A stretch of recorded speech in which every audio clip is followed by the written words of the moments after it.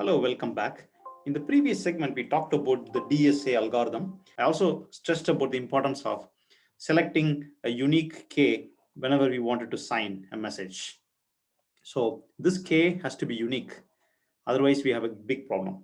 I request you to watch the previous segment first to get the understanding of the DSA algorithm.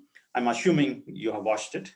So now the question is, what happens if by mistake the same key K is used during the process of digital signature? Okay, I'm going to show to you a concrete attack. This is something similar to what I have discussed during the Elgamal signature scheme.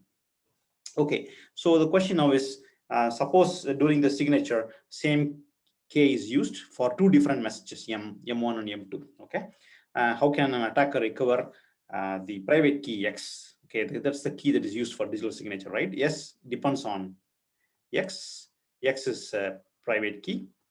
But the question is, if K is not unique, can you recover X from observing, say, one message M1 with R and S and M2 with the corresponding R and another S? Okay, and I'm going to show to you how we can now easily do that. Okay, so this is an attack which is simplified, slightly simplified actually. You can view it as a simplified version of Sony PlayStation attack that happened back in 2010 timeframe, where the attackers were able to steal the private key used for digital signature.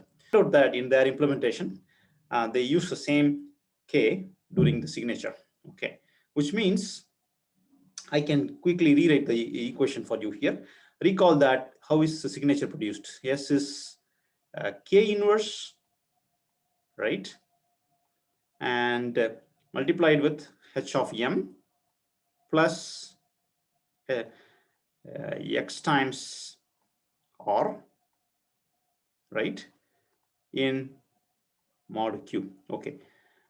So if you observe, say, R, S, and M are public, right? R, S, M. Of course, Q is public. The function H itself is public, so anyone can call H of M. What is private is X and K. Okay. The question: what happens if the K is same, right, for two different signature? Let's say I'm now changing the message to be M1. So what we will get is S1. R is going to be same because R is just G power K. And if I fix the K for two different signatures, R will not change. So I'm going to write another equation S2, which is again K inverse H of M. I'm talking about the second message, or mod Q. X is fixed, X is the private key. Okay.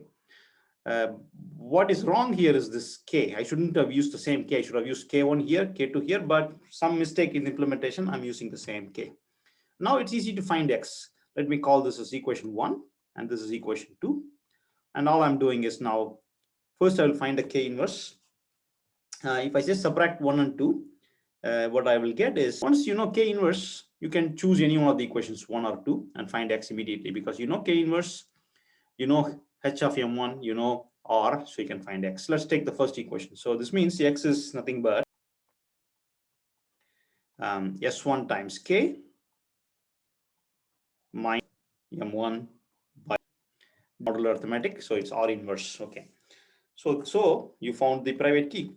Just from the public data, you were able to derive the private key. This is the private key. Okay, so the bug is here. I should have chosen two different Ks. For the first message K1 inverse, for the second message I should have said K2 inverse, but there's a bug and I end up using the same K. All right, let me now show you very quickly this in Python code. Okay, very similar to what we saw earlier in the previous demo. So the way I have done is that I tried to replicate this attack by creating a sign function, which basically implements the sign function that we talked about in the previous segment. However, I pass an extra K here, and I said, make sure K is unique for each call, right? In the correct usage, of course, I generate a unique key K, and then I call the underscore sign. Okay, but I will do incorrect usage also. I will call the underscore sign by reusing the same key K, yeah, 2 times.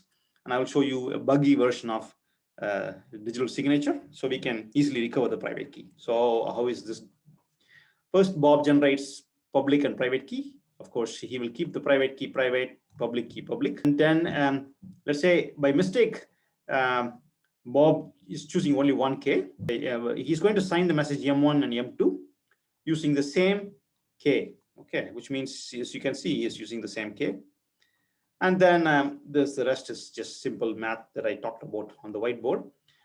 Just reorganize S1, S2, H1, H of M1, M2 to find the K inverse. And then I also checked, in this case, you can check because you know the K. As a, of course, the attacker wouldn't be able to do the assert statement because he or she doesn't know the K. But to show you the correctness, I'm just doing an assert here.